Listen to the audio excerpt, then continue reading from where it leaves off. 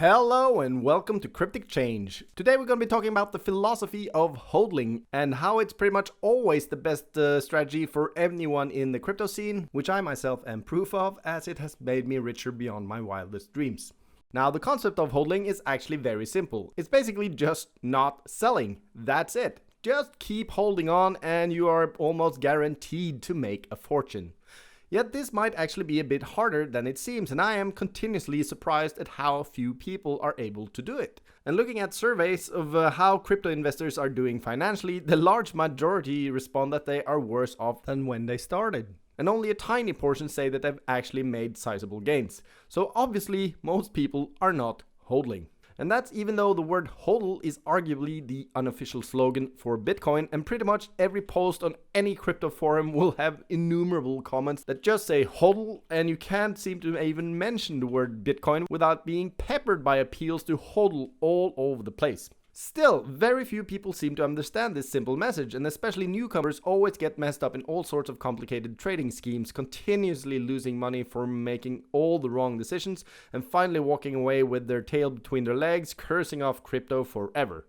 And I've seen many people, even journalists, talk about the crypto scene as if it's a lottery and that the chances of striking it big are slim to none, when the fact is that anyone can get quite rich from doing nothing.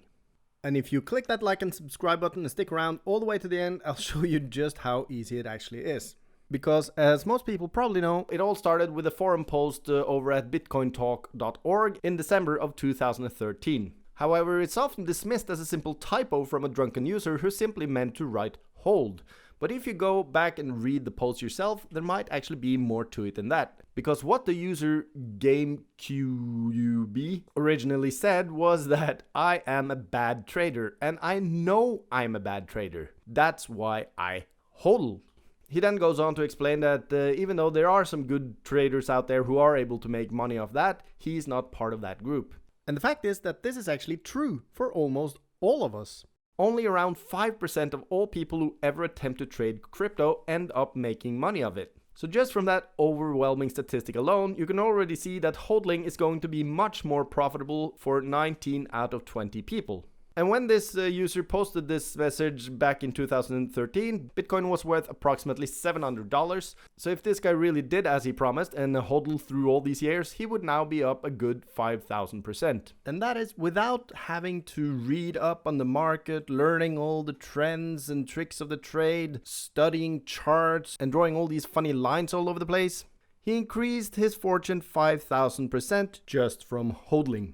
And I know there's definitely lots of traders out there who's able to do much better than this, but the thing is, 95% of all traders simply can't. Because it's not easy. It takes a lot of work and training to get that good. However, if this guy actually hodled for all these years, then he managed to increase his fortune 5,000% just from doing nothing. And for me personally, it has been even more profitable because I originally bought Bitcoin a little after this HODL message was first posted on the forum. So I managed to take advantage of the massive dip of 2014 and I have HODLed ever since. So I'm currently up a good 12,000%, and that's after the big dip we're currently in. So how many traders are able to top that? And even those who are, how many hours of work did they actually put in? So if you were to count the hourly wage, I'm willing to bet I'm still way ahead of all of them. However, hodling hasn't always been easy, especially not in the beginning.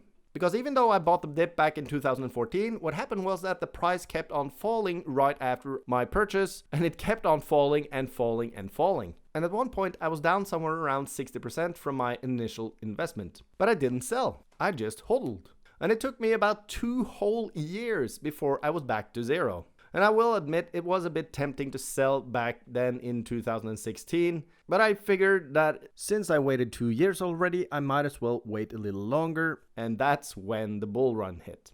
After hodling for 2 whole years, I finally started seeing green numbers, and my investment finally went up and up and up and up, which brought on even new challenges to the hodling strategy.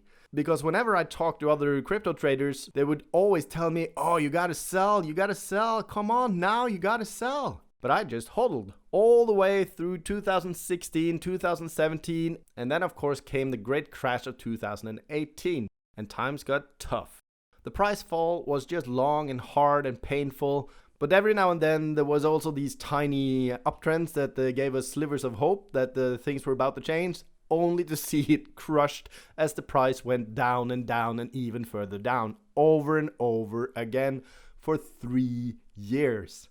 But still, as far down as it went, it never got back to the 2014 levels, so I was still up a great deal. And this also meant I wasn't really worried about the price, even though it slid further down and down. So after hodling 3 more years, the bull run finally picked up again, and at the very start of 2021, I actually sold a little chunk of my holdings. And yeah, I know this was supposed to be the story about how I hodled through everything, but this is actually the only time I've ever sold crypto in the 7 years I've been doing this, and the reason I did it was only because I found my dream house on the market and saw it as a once-in-a-lifetime opportunity. But of course I didn't sell everything, and I'm still hodling on. And the great thing is that as I've already taken out the small chunk to buy the house, I have already achieved much more than I ever thought I would. And this also means that hodling has become much easier, because whatever happens now, I have already won. And the whole point of this story is that you too could also easily do exactly the same thing that I've done if you just hodl on for 7 years. And I know whenever I say this, you should just hodl, I always hear the same argument. Oh, but you bought in early. It's not the same now. The price is not going to go up as much as it did back then. But the thing is, that's exactly what they said back in 2014.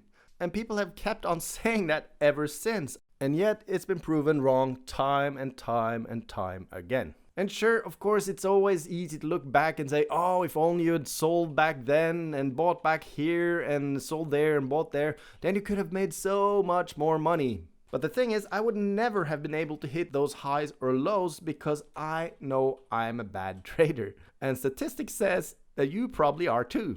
So that's why the best strategy for almost all people is always going to be to just hodl on, even though it might not always be easy, especially not when the price is in a free fall as it has been in the last couple of weeks. But that's exactly when you have to be strong. And if you just wait it out for 7 years, past 2 more halvings, then success is almost guaranteed if you just keep on hodling. And that's all I have for you today, my cryptic friends. Please remember to hit that like and subscribe button and hold on for dear life.